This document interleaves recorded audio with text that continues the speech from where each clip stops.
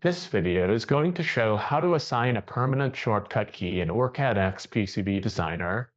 Creating a PCB design comes with monotonous and repetitive tasks such as rotation, deletion, and creating vias. Scripting can be used to make the process faster, and some operations are simple enough to be done with a single shortcut key. OrCAD PCB Designer makes it easy to assign a permanent shortcut key to accelerate the PCB design process. Permanent shortcut keys must be defined in the environmental file for reuse in all PCB designs. To locate the file, open File Explorer and enter %home% into the file path bar. Double-click the PCB env folder to open it. Locate the environment file and open it in a text editor such as Notepad. To assign shortcut keys, locate the section under Source TELENV. Shortcut keys are defined by the syntax funky space the keyboard key space the command. For this example, we'll assign 3 commands to different keyboard keys. Let's first assign a rotation command to the R key. Enter funky R I angle 90. This will run the I angle 90 command when the R key is pressed. Next, let's assign the delete command when the delete key is pressed. Enter funky space delete.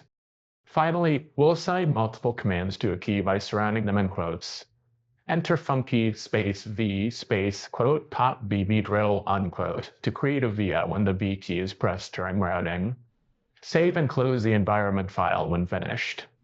Now let's test the newly assigned shortcut keys. Open the provided design in OrCAD PCB Designer. Select capacitor C2 on the PCB canvas and press delete on the keyboard. The capacitor is deleted because we assigned the delete command shortcut. To delete without this shortcut, select the component and click delete on the toolbar. To add the capacitor back, select place components manually from the menu. Check C2 to re-add the capacitor.